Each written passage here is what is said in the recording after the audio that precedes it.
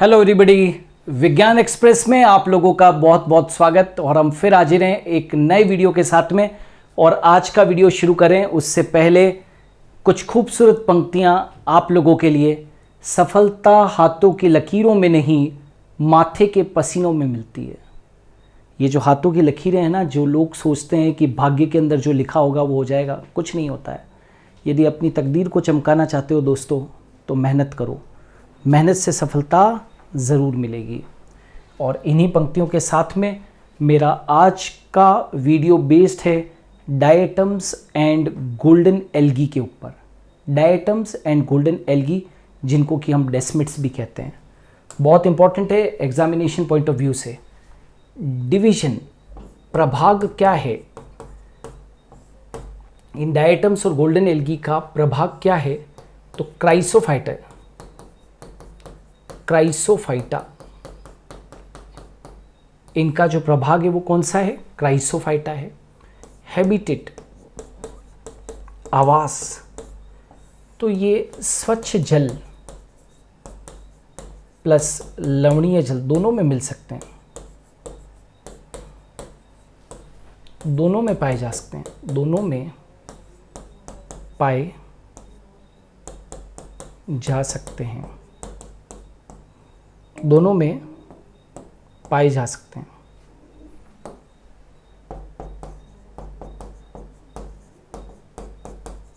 They can be found in, they can be found in fresh water as well as marine water। ये fresh water और marine water दोनों के अंदर मिल सकते हैं, ठीक है। Chief producers in the oceans, ये क्वेश्चन बहुत बार एग्जाम के अंदर क्वेश्चन पूछा गया, 2 बार कम से कम भी। Chief producers in the oceans मतलब कि समुद्र में मुख्य उत्पादक, समुद्र में मुख्य उत्पादक कौन है? तो समुद्र के जो मुख्य उत्पादक है वो कौन है भाई? डायटम्स है। समुद्र के जो मुख्य उत्पादक है वो कौन है? डायटम्स हैं, ठीक है ना। क्या है भाई? डायटम्स है, समुद्र के मुख्य उत्पादक। पर्ल्स ऑफ ओशियंस मतलब समुद्र के मोती। समुद्र के मोती कौन है? तो डायटम्स हैं। क्यों है डायटम्स? क्योंकि ये because they are chief producers, because they are chief producers, क्योंकि ये चीफ प्रोड्यूसर्स होते हैं, इसीलिए इन्हें पर्ल्स ऑफ ओशियंस के नाम से जानते हैं। सेल वॉल, कोशिका भित्ति, कोशिका भित्ति सेल्यूलोज की बनी, सेल्यूलोज की बनी प्लस इस पर सिलिका के ग्रेन्यूल्स एम्बेडेड रहते हैं। एम्बेडेड मतलब धंसे रहते हैं,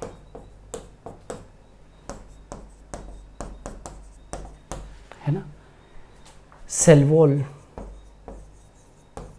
ओवरलैपिंग शेल्स के रूप में सोप केस के समान पाई जाती है। साबुनदानी सोप केस के समान होती है। बात समझ में आई मैंने क्या कहा? सेल्यूलोज की बनी हुई होती है सेल वॉल, और उसके ऊपर सिलिका के ग्रेन्यूल्स एम्बेडेड होते हैं, जिसकी वजह से इसको टच करने पे काफ़ी रफ होती है। और सेल वॉल ओवरलैपिंग शेल्स के रूप में सोप केस के समान होती है। सेल वॉल ओवरलैपिंग शेल्स के रूप में, जैसे साबुनदानी होती है ना, सोप केस तो एक नीचे होता है एक ऊपर होता है, बिल्कुल एग्जैक्टली उसी फैशन के अंदर मिलती है। डायटोमेशियस अर्थ मतलब डायटोमेशियस अर्थ क्या होती है? Cell wall deposits of cell wall deposits of diatoms after their death form diatomite और डायएटोमेशियस अर्थ।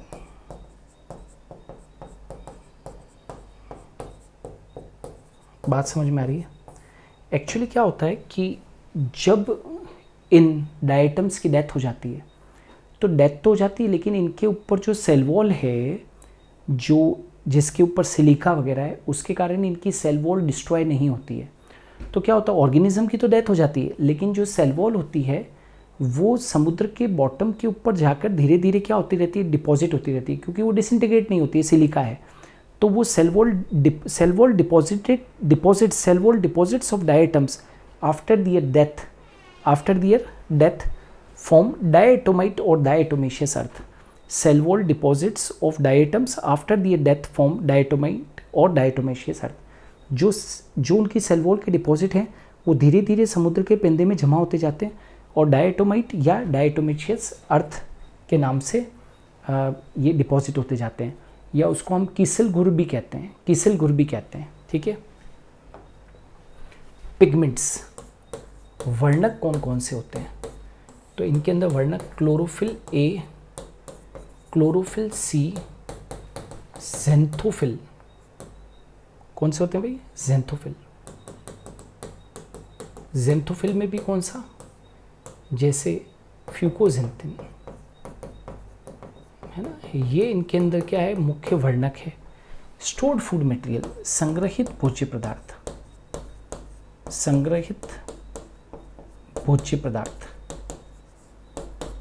स्टोर्ड फूड मटेरियल क्या है इनका? तो स्टोर्ड फूड ल्यूकोसिन, जिसको क्राइसोलेमिनेरिन, ये स्टार्च का एक स्वरूप है। क्राइसोलेमिनेरिन प्लस फैट यानी कि ऑयल, ये इनका स्टोर्ड फूड मटेरियल है।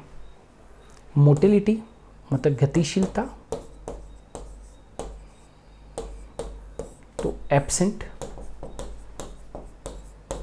क्योंकि फ्लैजिला एब्सेंट होते हैं इनके अंदर। दे float passively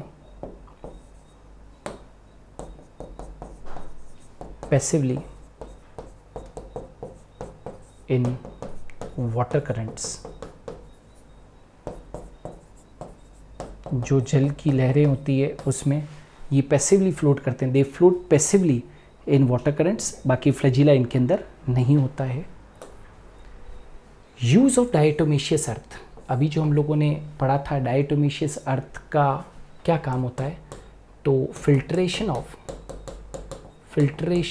of oils and syrups, और दूसरा यूज्ड इन पॉलिशेस वगैरह के अंदर इसका यूज होता है। रिप्रोडक्शन, जनन इनके अंदर कौन सा होता है? तो अलैंगिक जनन होता है, यानी कि एसेक्सुअल रिप्रोडक्शन। और कौन सा? Binary fission.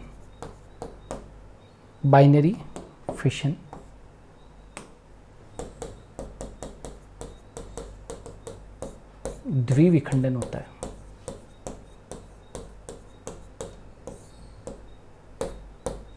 ठीक है। तो डियर स्टूडेंट, ये थे आज के महत्वपूर्ण प्रश्न जो कि डायटम्स और डेसिमिट्स के ऊपर बेस्ड थे। इसी तरीके के क्वेश्चंस एग्ज़ाम के अंदर भी पूछे जाते हैं, तो ये एग्जामिनेशन पॉइंट ऑफ व्यू से बहुत इंपॉर्टेंट है।